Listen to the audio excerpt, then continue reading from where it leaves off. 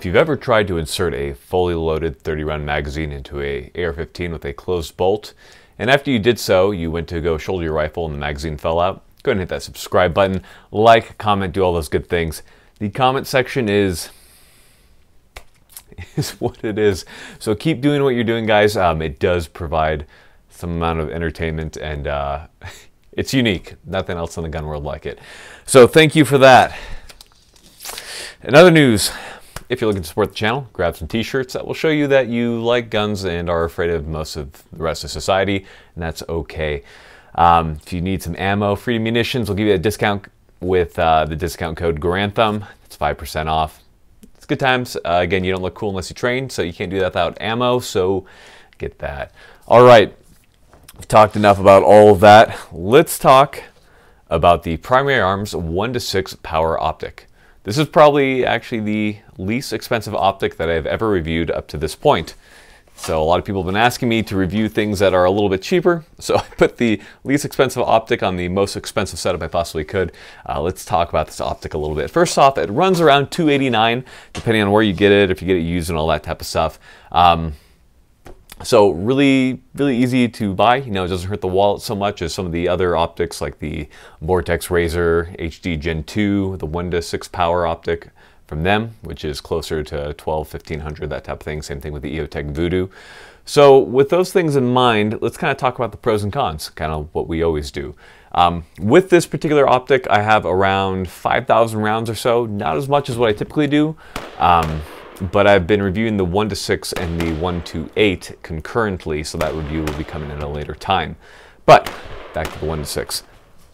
First off, it is extremely lightweight, and that's kind of cool because it weighs around 15.52 ounces. That's compared to, say, the EOTech Voodoo, which is 19.75. So it weighs a little bit less. Now, of course, you don't get as much durability as some of the more expensive optics. You know, this isn't a optic that's rated for you know, combat specifically and that type of thing. But nonetheless, if you're plinking and, you know, doing some varminting work or something like that, I think this is a really excellent optic. So anyhow, weight does not weigh a whole lot. Now, as far as the mount is concerned, I'm using the American Defense mount. I'm a huge fan of their mounts, extremely solid. Can't say good enough things about them. So you can get that through the Primary Arms site. So make sure you get in there and get that. As far as the durability, I know I said it's not like a combat optic, but at the same time, it is a very durable optic. I've never had any trouble with this. I've used it from, you know, 100 degrees all the way down to 0 degrees Fahrenheit, and it's run fine. I've dropped this thing, bumped it against cars, and I've never had any trouble with it. So don't think that it's fragile in any way because it is very, very durable.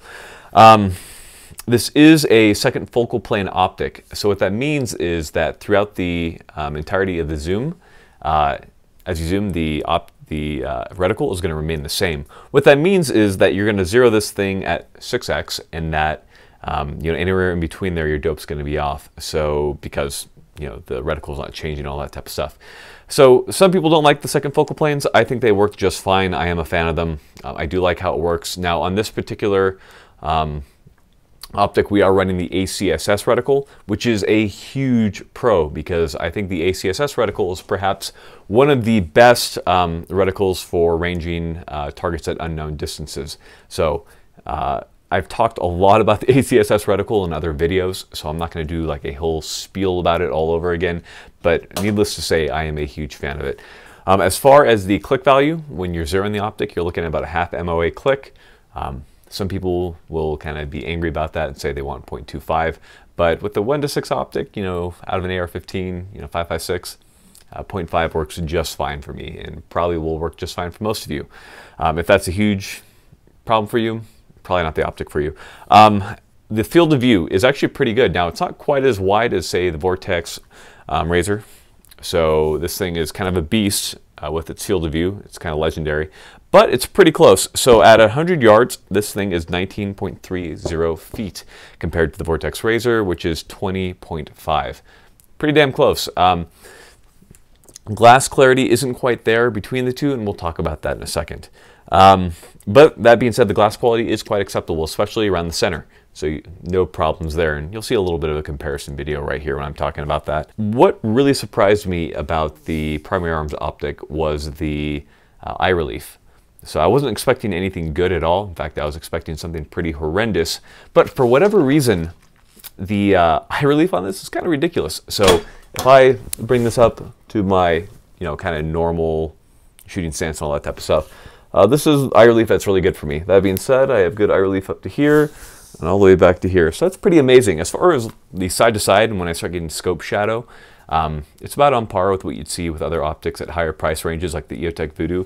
But for whatever reason, this optic is really forgiving when it comes to eye positioning. Now that's at 1x. At 6x, or 6 power, whatever you guys want to call it, screw off, it is a lot less forgiving than some of the more expensive optics. So of course you're paying, way less than half the price. You're paying, $300 versus $1,500.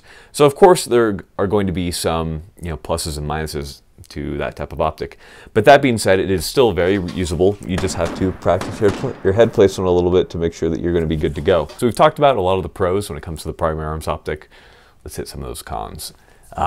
Regarding the cons, the brightness is good for dusk and dawn, but it just illuminates the reticle. It's not like a dot or anything like that, and that works. But if you're shooting in bright sunlight, that reticle can wash out in it for sure. Now, the reticle itself is pretty bold at 1x, so it's pretty usable, but you do lose it in the shadows a little bit. And Superset CA, when he did his video on the predecessor to this optic, he talked a little bit about that, and I'm still seeing the same problem. Now, of course, if you want to kind of get rid of that, you got to go to a more expensive optic. So it's just something you're going to have to deal with at a lower price point. Another problem is that you do have a little bit of glass distortion around the edge. Now, I do want to point out the glass is still very good. Not nearly as good as, say, the Razor, which is just ridiculously clear, but very usable, and I doubt that the vast majority of you would notice it if you hadn't used a really, really nice optic beforehand. So what it really comes down to for me, guys, is that this is a really good optic for the price point. You get a lot of bang for the buck.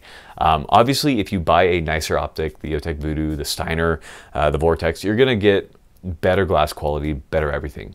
That being said, you're spending a lot more. So I think that this optic definitely has a place. I wouldn't overlook it if you're looking to put this on a rifle for varminting, hunting, plinking, or 3-gun, that type of stuff. I think it is well suited to those types of applications. So this is a definite go for me, guys. Definitely purchase this if you're looking for 1-6 and are a little bit more budget minded when it comes to your optics that you want to be putting on your AR. So good to go. The big thing is that if you don't practice on this optic, you're not going to be good with it and you're going to look stupid. So as we know, looking cool is what matters. The optic looks cool, but what really makes you look cool is getting training. So make sure you get training. People ask me what training to get. I would say get it from Bear Solutions, Esoteric, Haley Strategic. Those are some really good guys to get training from. Appreciate you guys watching. We have way more coming. I know I've been super busy the last couple weeks, and I do apologize. I was at SHOT and all that kind of stuff. If I saw you, it was great to meet you guys. I know it was super busy, but I tried to take all the time that I can. Stay tuned, guys. Love you all. I've got nothing else for you. Learn how to dance. Dancing is good. If you've got a girlfriend, a wife, anything like that, they're going to love to dance with you. If you are looking to court a woman, there's nothing more attractive than a man who can dance. And I'm not saying that as a man-attracted man, but rather just that I've heard it from women. So if there's one thing I could tell you, it's learn how to dance. Take a waltzing class, take a breakdancing class, take whatever type of dancing class you think, but express yourself on the dance floor. Don't look stupid on the dance floor, because that would totally suck. Make sure you rock it out there, just like I did at the cry party. Take care, guys.